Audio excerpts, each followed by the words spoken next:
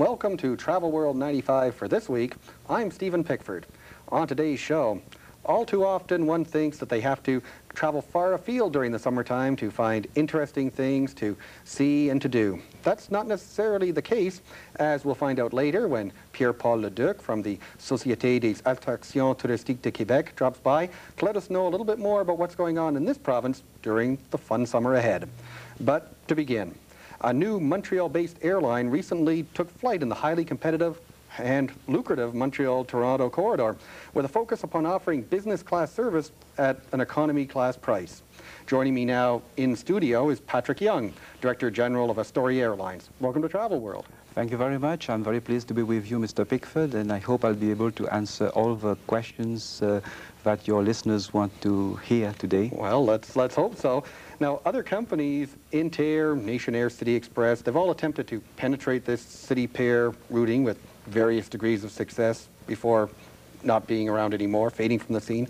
What led your firm to pick this route as your first foray into scheduled service? Okay.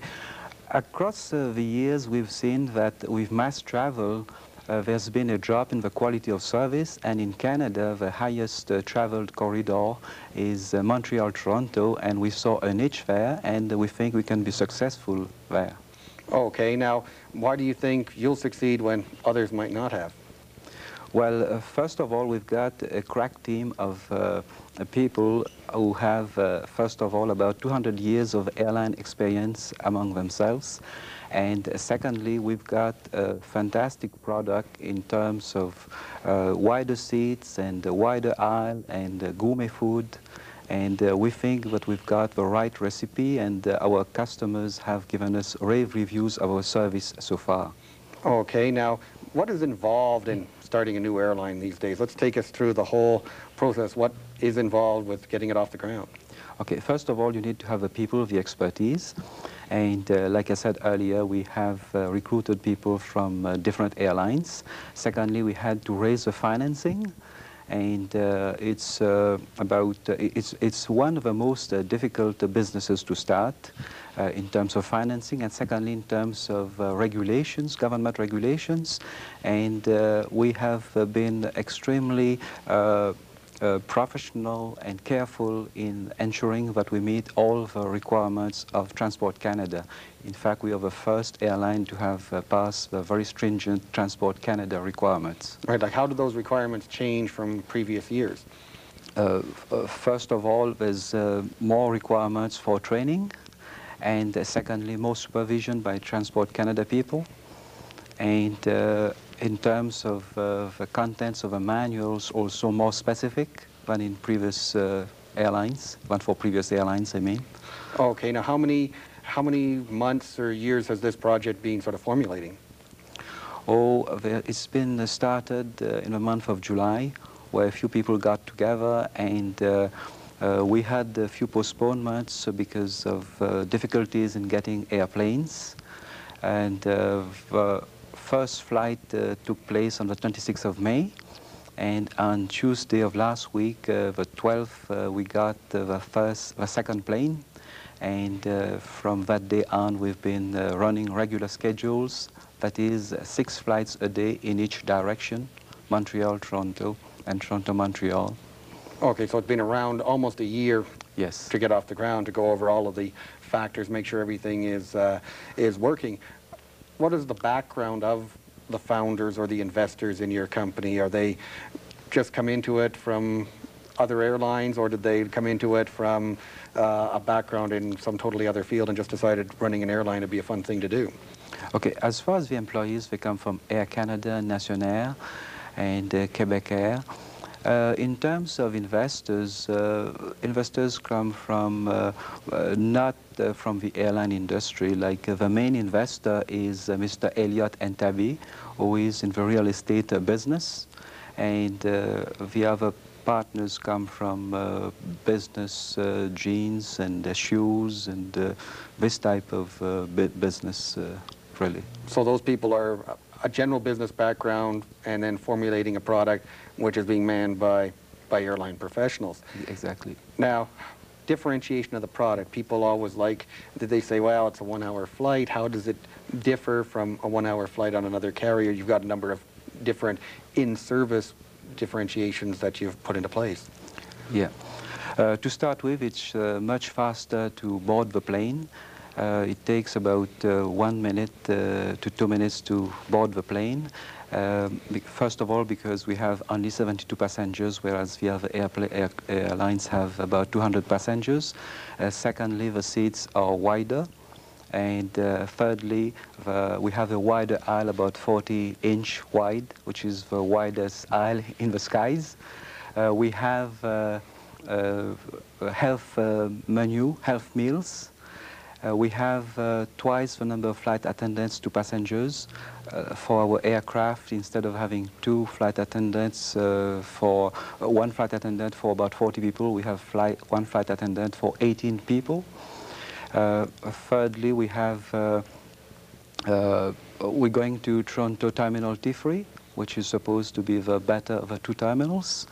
And also, we have a hard-working, very enthusiastic and motivated team on board the plane, which makes the experience much more interesting, we believe, than with other airlines. Right, because a lot of the other airlines, the people flying on the Montreal-Toronto route are the veterans, and they've picked that route so they can stay overnight in their hometown, so you get an older, maybe older crew that may not be as dynamic or as excited about their job as they might have been at one time. Exactly.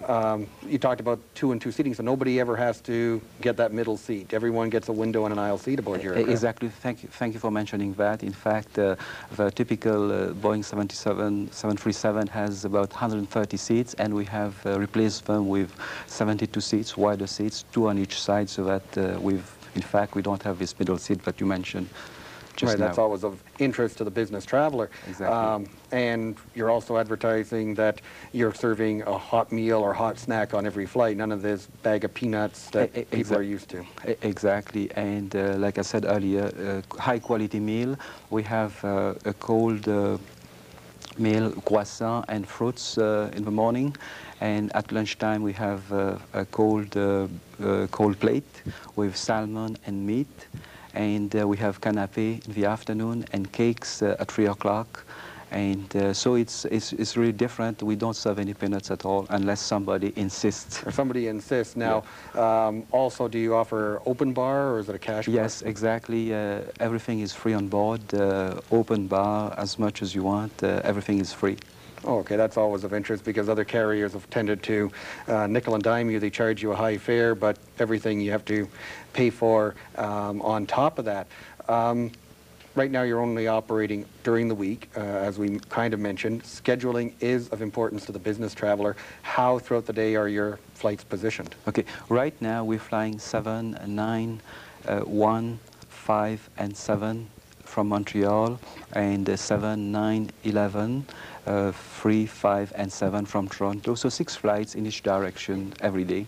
So basically 1 every second hour, so this gives you that flexibility through the day, because that's what hurt some of the other carriers, is they had 1 in the morning and 1 in the evening. Business travelers do want to have at least a choice of times throughout the day. Exactly, exactly. Oh, okay, but it's only a weekday schedule. Any thought of maybe getting some flights on the weekends in the future? No, definitely. We are after the business traveler who basically travels between Montreal and Toronto from Monday to Friday. But on the other hand, we would like to provide chartered flights during the weekend for the business traveler who has liked our service and would like to travel with us again for his holidays. In fact, in the autumn, we'll start charter flights to choice destinations. So we have a market study being done right now. Right, so that somebody who would maybe want a different brand of charter carrier, they're used to your service, and they will then seek you out when they're taking a package and say, we want to take that package with Astoria. Exactly. Any plans for future route expansion, just to do the Montreal-Toronto route, or are there other corridors in the country that may...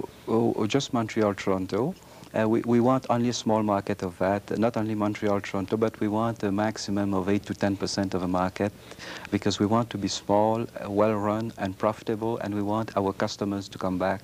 Right. Now, repeat customer factor, I know it's only been a few weeks since you first took off. Are you seeing a lot of repeat customers, people who are commenting on your service and saying, we want to come back to Astoria. Yes, exactly. In fact, we had a meeting with the sales travel agencies last Friday, and we had comments from one lady in particular who said that her customer called after flying to Toronto to congratulate her on the choice of service, and on coming back to Montreal again, it was even better, and that person wants to travel again with Astoria. So our occupancy ratios have gone up. We have been doing 30%, and we're moving to 40%, which is close to our break-even point. That's where we will start being profitable. Right, because once people try the service, then that's the main thing. They want to try the service and come back. Well, all we can do really, Patrick Young, Astoria Airlines, is wish you all the best for carving out your particular niche in the Montreal-Toronto market. And thank you very much for joining us.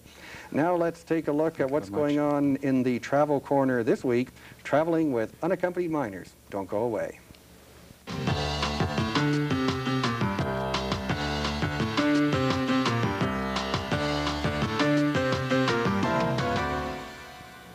Hello, my name is Sylvie Ipina, and I'm a Montreal-based flight attendant. I work for Canadian Airlines, and I've been flying for approximately 13 years now. I'm here today to discuss what we call unaccompanied minors. These are children from the ages 5 to 11 who would be traveling without an adult present. This is allowed on many carriers, but on Canadian Airlines, they're allowed to fly from 5 to 11, or if they have a connecting flight on another airline, from the ages 8 to 11. I will start our journey today from reservations point to end of destination for the child. The parent, when calling reservations, must advise the agent that they are booking a child who is unaccompanied on board that aircraft. The child's file will be noted that he is unaccompanied, and this will alert airport staff or any other employees from Canadian. At that point, the passenger may order, if they would like, what we call a child's meal, which is allowed for children on board the aircrafts. They also must have all the paperwork for the child. If the child is going to Europe, they must need a passport or identification for his traveling. It might also be a birth certificate, but any pertinent information for that child. Once the day of destination has arrived, the parent must go to the counter with the child to book that child. Once they get to the counter, they will be given a form to fill out, and this form must be filled out by the parent. And this form afterwards will be put in what we call the pouch. This pouch will be worn by the child through all his journey during the whole trip. And all the other pertinent papers will be put in this pouch. The parent also at that time will be receiving what we call a special pass to go through security to accompany his or her child to the gate area before departure. But the parent will be informed also that they must not leave the airport till departure has been confirmed. Okay, now we have arrived to departure time. A passenger ground staff will be picking the child up to bring him through to the airport door. Once he gets to the airport, to the aircraft. Once he's at the aircraft, the child will be passed on to what we call a customer service director. The customer service director is the person in charge on board the aircraft. The child at this time will be brought to his seat by the flight attendant and settled in for his whole journey. So the child will be comfortable, and he will also get a safety briefing for the pertinent flight. Before the flight starts, the child will be given what we call our kiddies kits for the day. We have what we call our sticker book that they can play with and have all the different destinations. And we also have what we call our airport Canadian Super Flyer. And this little book has also crayons so they can play with the games inside. But the most important thing also is that during the flight, so the child will not be left alone and keep busy, this super flyer here will be brought with him to the captain, so he may have a souvenir of the whole flight. So the captain will sign this and give him his name and the flight time, etc., with the first officer. So this is at least a souvenir the child can bring home with him. Also, the company has what we call an audio entertainment system. The audio entertainment system has a channel for the children to listen to. They may also listen to the movie or different channels they would like. But during the whole flight, the flight attendants will be able to talk to the child to keep him busy, so the child will not feel lonely at any time, because it might be a long trip. Once we have arrived at destination, the child will be able to stay seated till all the other passengers have deplaned. Once the passengers have deplaned, the flight attendant will bring the child to the door area. At this time, the ground staff will be taking the child to the luggage area. But the children's bags have been tagged priority, so at this time, his bags are the first one off the belt, and they don't have to wait. But if the child does have a connecting flight, we have a recreation area that has games and that the child can play with or watch television for the meanwhile till they wait for their next flight. But once the bags have been taken off, the child will be brought with the PAX agent to the designated area where the adult has waited for him, and at that point the adult will be released the child only if they have their valid ID. With a valid ID, they will be able to get off the air, giving the child to the adult. The child will not be released at that point. And this is the end of the journey, and it's the same thing for the return flight. So thank you very much.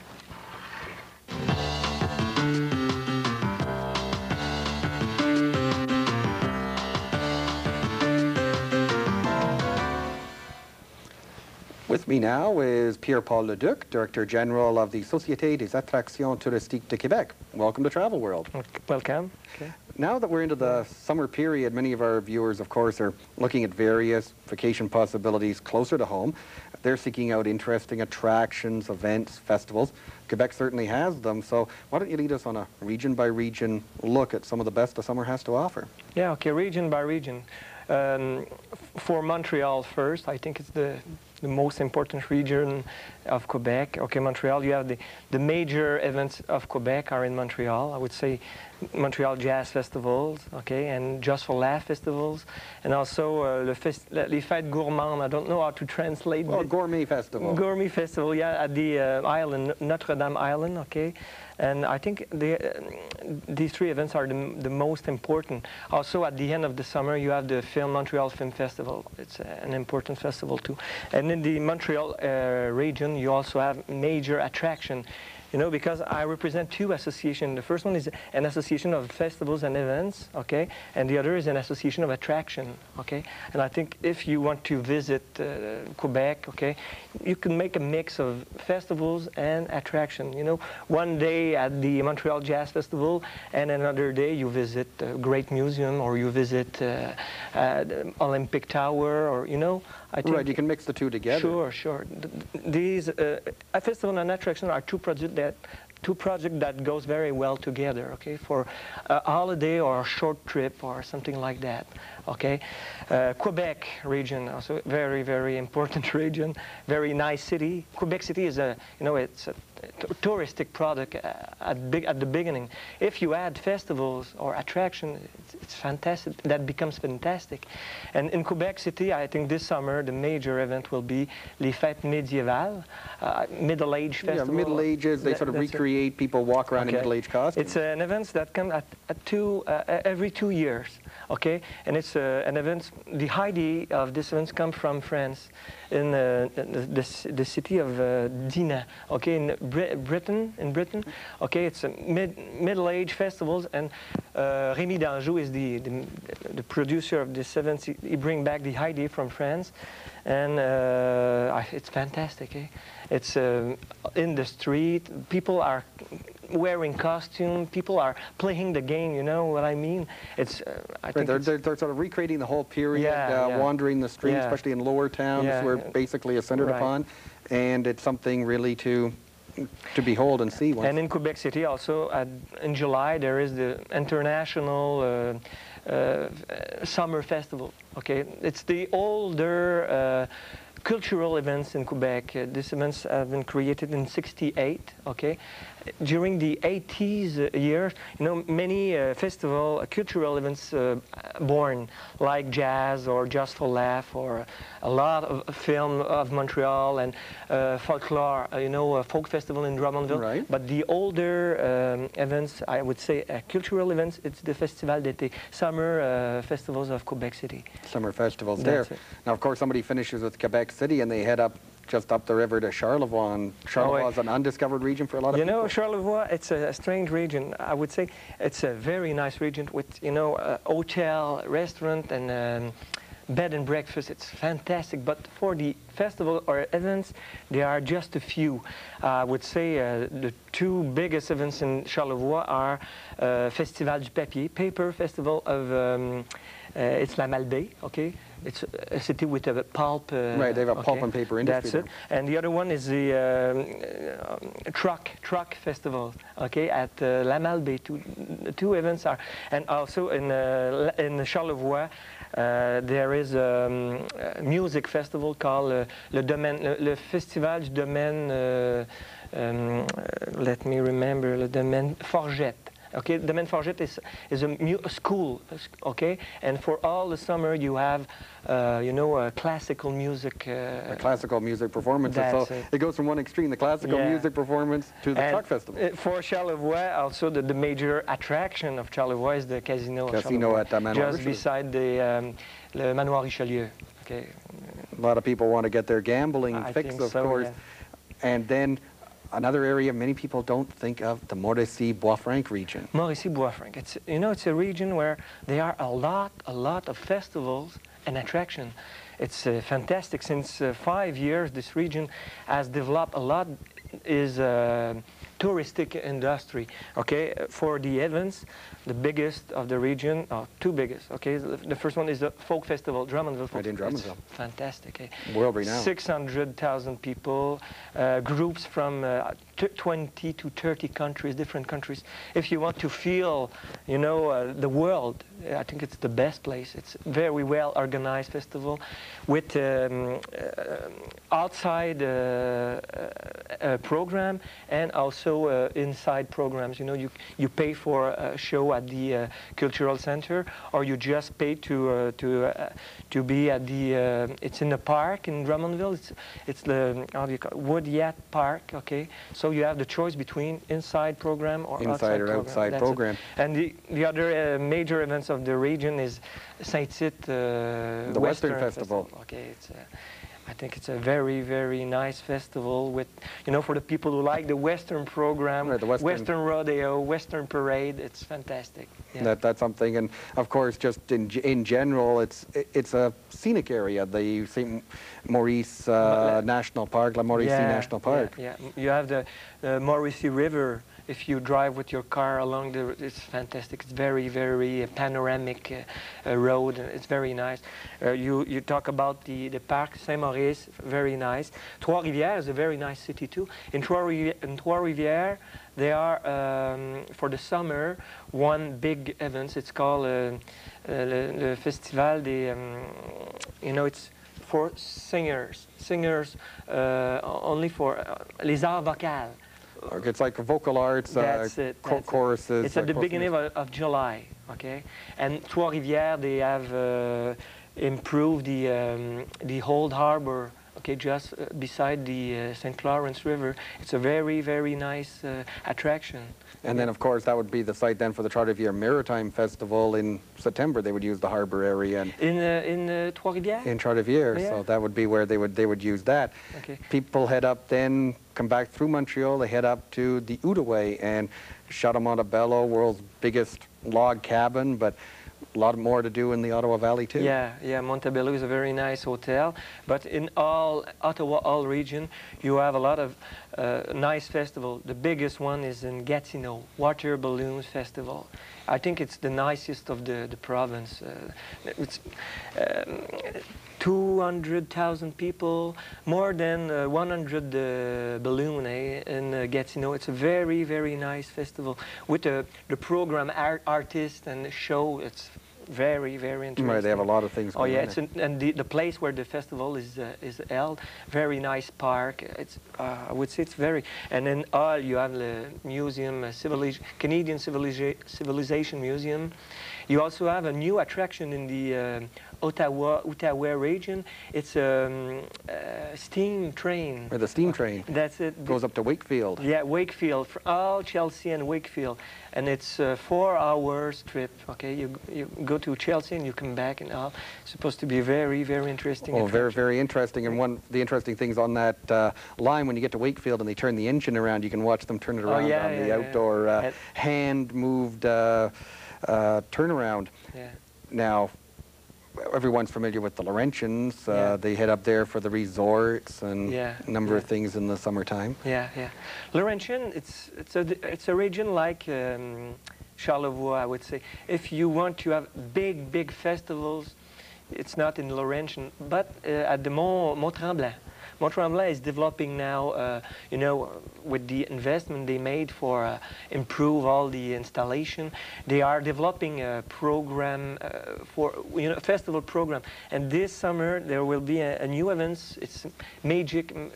Magicians That's and it. magic It's a shows. new festivals with magicians. Yeah, and they are preparing a lot of new events too, I would say in Mont-Tremblant for the fall, you know, when the color will Right, be... fall foliage. Yeah. That's the time of year to go there.